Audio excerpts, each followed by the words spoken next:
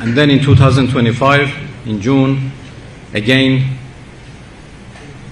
we entered into negotiation with them. After 5 rounds of negotiation, they decided to attack us. And we had 12 days of war in last year. This year again, they offered negotiation. And we had 3 rounds of negotiations, first in Muscat and then 2 times in Geneva. The last round was on 26 February. And the Omani foreign minister, my dear friend Badr al-Busaidi, who mediated those negotiations, he posted a tweet and said that we made significant progress. I'm sure you have seen his tweet.